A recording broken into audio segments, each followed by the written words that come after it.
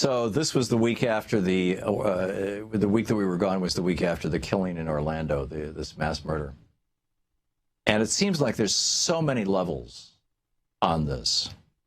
Amanda Taub wrote a great piece for the New York Times that on June 15th that I was reading the news every day that I was gone, and I thought this was one of the more brilliant analyses, which is tying together domestic violence and mass murders, and these kinds of mass murders, and hypermasculinity, the fear of not being perceived as masculine, and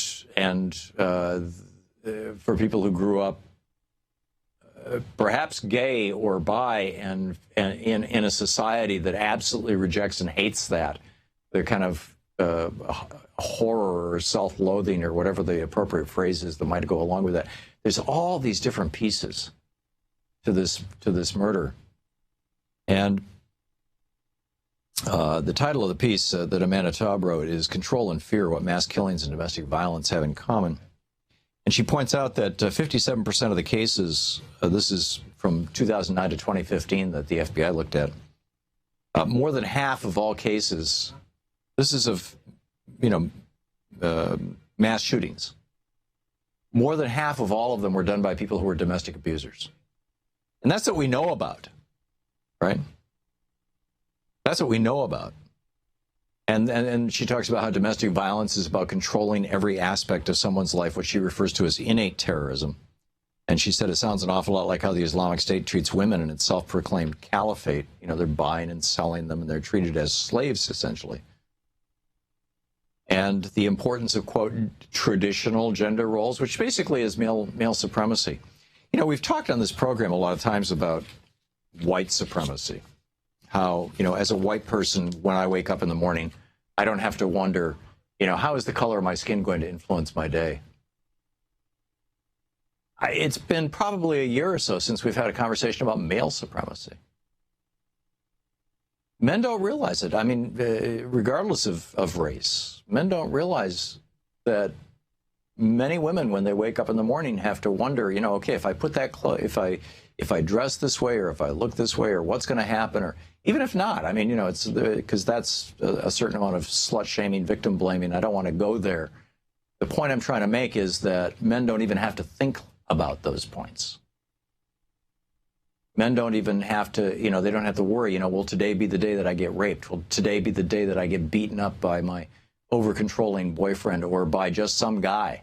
Will today be the, as I'm walking down the street, will today be the day that somebody pinches me in the ass or yells obscenities at me? Men don't have to think about that stuff.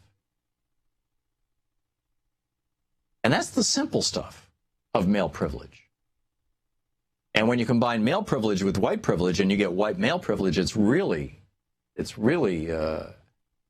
so many white men are just so clueless. And I will be the first to say that probably during the first 40 years of my life, I was totally in that camp.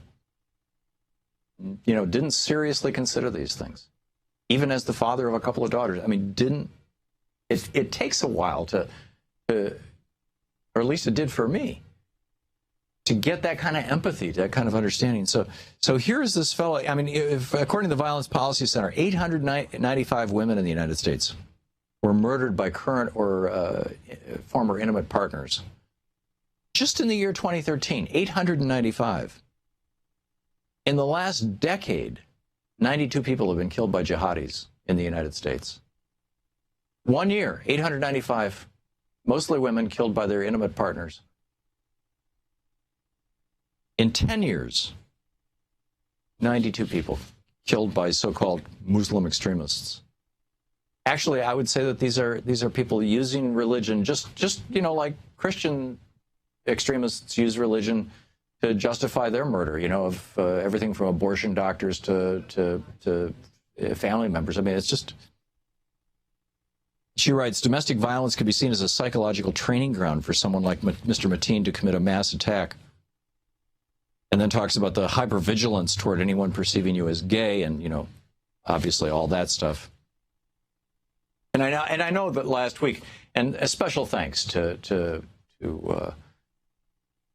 Richard for filling in for me and to Shano and Danielle, Richard Eskow, and Shano and or Danielle and Shano. It's no small or easy thing, and I appreciate you're treating them well. And so anyhow, Donald Trump tweeted out or said. Excuse me, this is what he said in Atlanta at a speech. He's at a rally. He said, if some of those great people that were in that club that night had guns strapped to their waist or strapped to their ankle, and if the bullets were going in the other direction, you would have had a situation. Yeah, it would have been 200, 300, 400 people dead, not 45. So today he tweets out, when I said that if within the Orlando club you had some people with guns, I was obviously talking about additional guards or employees. Well, there was a police officer with a gun there. He got shot dead, didn't he? To watch more clips from our programs, hit the Watch More Videos button over here. And please be sure to hit the handy-dandy subscribe button so you'll always be up to date. Tag, you're it.